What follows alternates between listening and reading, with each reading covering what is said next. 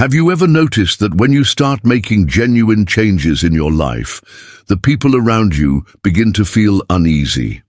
They rarely say it outright. Instead, their discomfort shows up in jokes, well-meaning advice, or awkward silences when deeper topics come up. But at its core, something simple is happening. Your mental growth is unsettling their sense of comfort. Most people dislike being pushed to face their own complacency. Maybe you're experiencing this now. You've begun to think differently, behave in new ways, and question things you used to accept without hesitation. And suddenly, you feel isolated, misunderstood, maybe even judged. What few talk about, and what nature understood better than anyone, is that this is the cost of building a resilient mind. Not just any strength, but a level of mental strength so authentic and intense that it disturbs others. It unsettles them not because you say anything, but because your presence quietly highlights the fragility of those still living on autopilot. Why does this happen? Because a truly independent mind poses a threat to widespread mediocrity. Nature made this very clear. When you begin to think for yourself, form your own beliefs, and step away from the comfort of handed-down truths, you become dangerous. Dangerous to the system, to those around you, and most of all, to the version of yourself you're leaving behind. This video is a call to action, a challenge. It isn't for those who seek comfort or simple answers. It's for you, the one who's tired of being trapped by your own fears, who feels on the verge of a personal breakthrough, and who is ready to build something no one can take away. A mind that can't be controlled. A mind that unsettles others because it refuses to yield.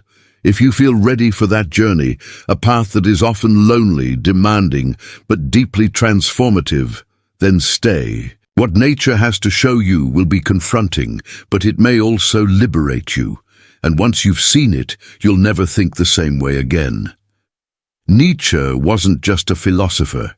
He was a surgeon of the human soul, someone bold enough to peer into the depths of human existence and not just face it, but fully embrace it.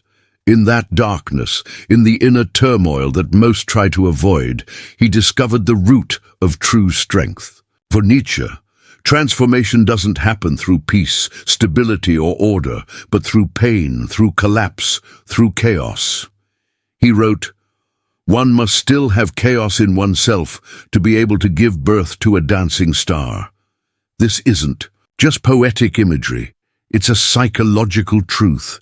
To develop a mind that cannot be shaken, you must first let go of the naive belief that the process will be smooth or easy.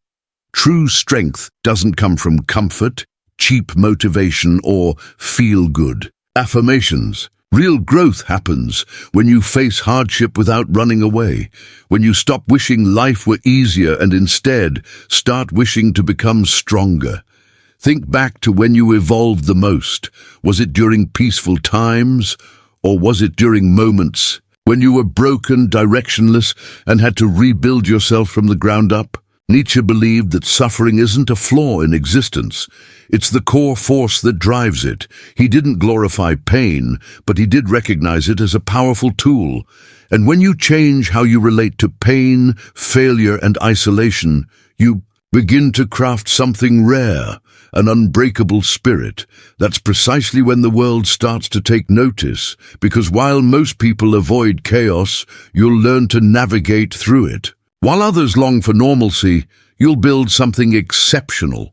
But becoming this kind of person demands a complete break from what you've been told about strength. Real strength isn't about always wearing a smile. It's not about pretending to have control over your emotions. Strength is enduring the unbearable and emerging from it stronger, more formidable. Still, nature understood that chaos alone isn't enough. It can destroy you if you lack a solid inner foundation, an anchor. That's why, in the next section, we'll explore the most critical moment in Nietzschean thought, the death of God and the birth of personal responsibility. because once there's no heaven to look to, the universe must be created from within. If this message resonates with you, don't forget to click subscribe and support the channel. Thank you. When Nietzsche said, "God is dead," he wasn't celebrating. He was warning us, a warning many still fail to grasp today. He didn't kill a divine figure, he shattered the illusion. The illusion that someone greater is guiding everything, that there's a pre-written plan, a purpose handed down from above. The death of God marks the end of every excuse, and that's terrifying.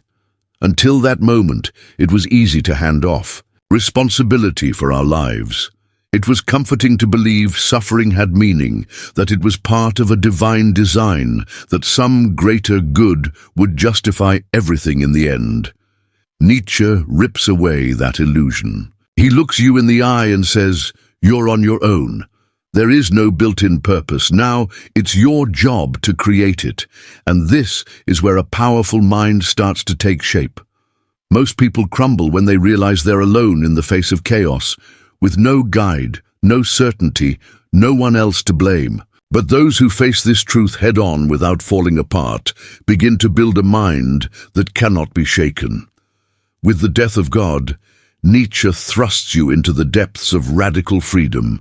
You're no longer bound to follow rules. You must create your own values. You're not here to obey. You're here to rise above. This marks the beginning of complete autonomy. But with that comes a heavy burden. Everything is now up to you. There is no forgiveness, no salvation. You either build yourself or you fall. But here's the truth. The very freedom that terrifies you is also your greatest source of strength. When you realize that no one is coming to rescue you, something shifts inside. A fire awakens, one that pushes you to stand up even when you're wounded. It drives you to think independently, to feel your own emotions, and to act, not because someone told you it's right, but because you've decided it is. It's in this break from dependency that life sets the stage for something far greater, the rise of a new kind of human. Someone who no longer follows the crowd, who doesn't seek validation or ask for permission. A person who defines their own sense of right and wrong, who breaks their own boundaries and lives as a creator. This kind of person unsettles the weak because it reflects back their own limitations. Nietzsche gave this being a name, the Übermensch, the overman. And it's him we'll be discussing now, because if you're aiming to build a mind so resilient that no one can break it, you must learn what it means to become this figure who rises above norms and lives according to their own inner drive. For power, let's explore further. Nietzsche didn't believe humanity evolved through slow, passive change. He believed in rupture, radical change, destruction that makes space for creation. That's why he envisioned the Übermensch. This isn't a superhero with magical powers. The Overman is someone who has broken free from everything that traps the average person: guilt, blind obedience, the morality of the masses, and the craving for approval. The Overman doesn't try to fit in. He doesn't wait for permission to exist. He builds his own inner code and lives by it, even if it puts him in conflict with the world. And it's precisely this that makes his mind indestructible. It's not shaped by others' expectations and doesn't rely on external praise. It stands on its own. It feeds off a deep drive, the will to power, a relentless urge to mold reality according to his vision. That's the core idea. The Overman doesn't adjust to the world. He gives the world meaning.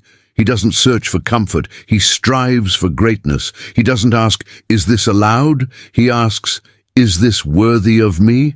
And that shift changes everything. Because when you begin to see yourself not as a follower, but as a creator, the way you think, act, and feel transforms completely. But here's the hard truth. Becoming this kind of person demands sacrifice. You must let go of the parts of you that still seek approval. You'll have to endure the pain of feeling like an outsider. You'll have to carry the burden of building your identity from the ground up. with no guarantees, no support, no applause. And most people can't take it. They give up before they begin. They retreat to the comfort of pre-packaged beliefs and rules written by others. The path to becoming the overman is a lonely one. Nietzsche understood this. He lived on the fringes. Misunderstood, called insane, cut off from the world he aimed to free. But in that solitude, he found his liberation. And this is what you must grasp. The stronger your mind becomes, the further you distance yourself from the crowd, the higher you rise. Yet, in doing so, you disrupt the framework of becoming the Übermensch. This process is one of the most intense and transformative challenges a person can face. It demands the dismantling of everything that isn't truly yours. That means letting go of what's been placed upon you by a dysfunctional culture, a society that rewards compliance and punishes authenticity. Only after this destruction can real construction begin. But this rebuilding doesn't take place in the noise of the crowd.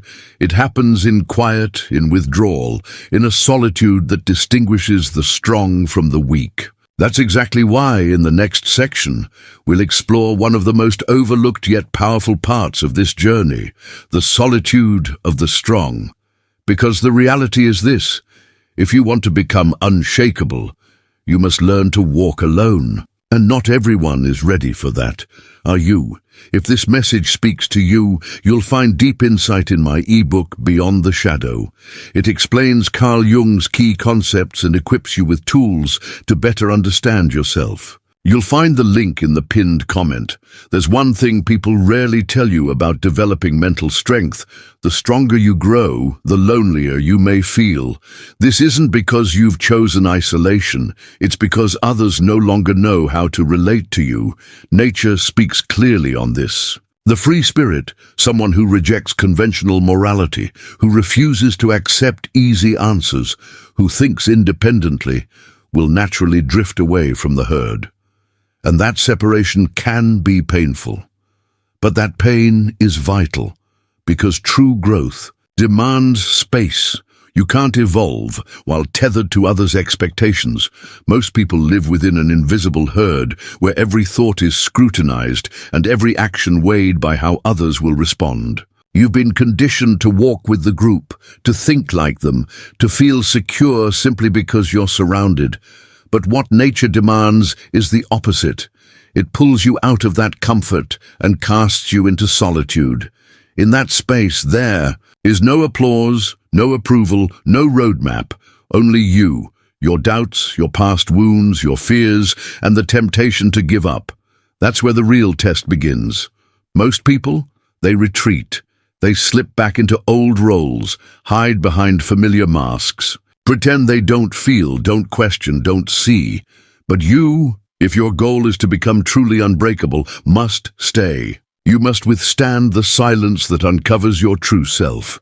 Nietzsche once said, "The individual must always struggle not to be overwhelmed by the tribe. If you try, you will often feel alone." Fear is natural, but no price is too high when the reward is gaining full ownership of yourself. That's the core of it, true self-possession. It's one of the rarest and most powerful accomplishments a person can achieve. Because when you truly own who you are, no one else can control you, define your value, or tear you down.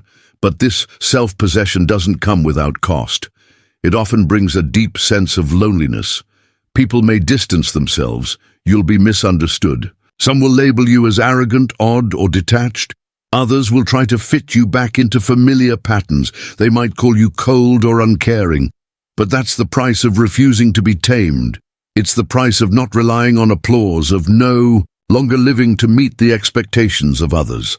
And here's the hard truth. If you can't handle loneliness, you're not yet ready for freedom. Because real freedom demands letting go of emotional dependencies, comforting illusions, and relationships based solely on convenience. That's why solitude, in nature's view, isn't a punishment but a privilege. It's a space for the true. self to finally rise and be heard. But a free and awakened mind doesn't just walk alone. It begins to see what others overlook, and that brings with it another unavoidable reality: facing mediocrity. As you grow stronger, average minds sense it and they respond. That's exactly what we're going to explore next. The threat of collective mediocrity, because the world doesn't go after those who blend in. It targets those who dare to be different. Nietzsche didn't fear tyrants or authoritarian rulers. What he fiercely criticized was something more subtle and damaging: the quiet, persistent force of collective mediocrity. This force operates in the background, pulling everyone towards sameness. It punishes independent thinking, rewards blind conformity, and masks fear as virtue. To Nietzsche, true tyranny doesn't descend from above. It rises from the crowd, from people who pressure you to stay small so they don't have to grow. This is exactly what happens when you begin to rise. When your thinking sharpens, your character strengthens, and your presence becomes harder to ignore, you make others uneasy, not because you're doing harm, but because you're doing something uncommon. You're breaking the mold, and society resists that. Those who break away from the norm often unsettle collective mediocrity. Why? Because true individuality exposes the dullness of an average life. Nietzsche referred to this as slave morality, a value system shaped by those who couldn't reach greatness. So instead, they flipped the narrative. Strength became arrogance. Ambition was labeled selfish. Independence branded as coldness. They didn't build this morality out of kindness. It was born from resentment. The weak don't seek salvation. They want the strong to fall. That's why when you begin to free yourself, they push back, sometimes openly, sometimes subtly, with stares, silence, or sarcasm. But the message is always the same: come back to the group. You're making us uncomfortable, and you are, just by being yourself. Nietzsche understood that most people live trapped by conformity, driven by fear, guilt, and obedience. Anyone who challenges that system is instantly seen as a threat. But mediocrity rarely fights with strength. Instead, it fights with numbers, with public opinion, with constant repetition. It will try to wear you down, make you believe that not fitting in is wrong. It will use tools like shame and exclusion to pressure you into conformity. This is the moment where many surrender, because they fear being labeled as odd, difficult, or arrogant. But nature has another word for people like that: necessary. In a world spinning around recycled ideas, manufactured wants, and comforting half-truths, it's the strong individuals who bring the discomfort that sparks real change.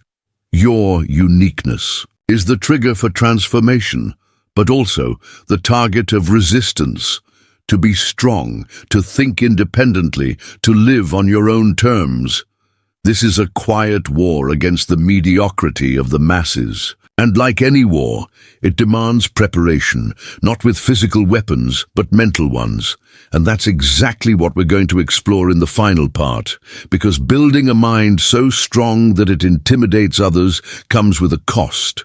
But the reward? It's something no one can take away. You've made it this far, and that alone makes you different. Most people would have clicked away at the first challenge.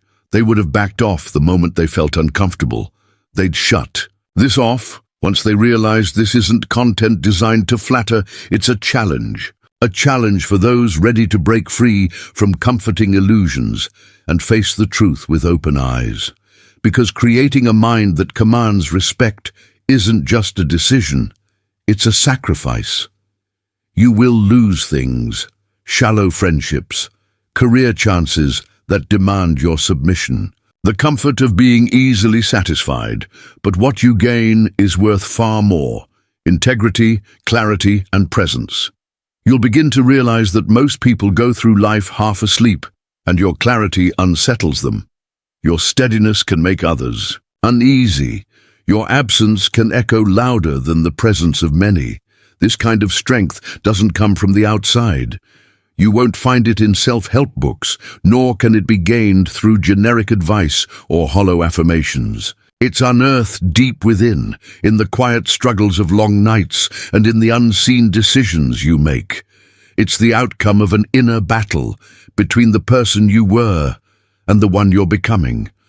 And that battle never truly ends. Because true strength isn't about having already won. It's about continuing to fight, even when you've earned the right to rest. Nature never intended for you to simply follow.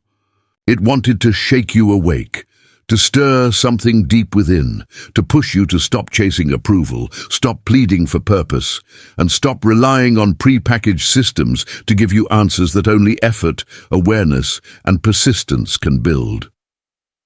Nature's intention was never to make you dangerous in the violent sense, but to make you rare.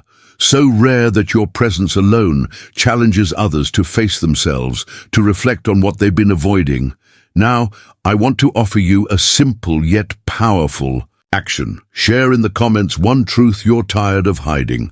Say the opinion you've been afraid to express. Name the thought that makes you feel alone, but which reflects your most authentic self. This is part of the journey, standing in your truth, making your presence known, and most importantly, declaring that you will no longer fold.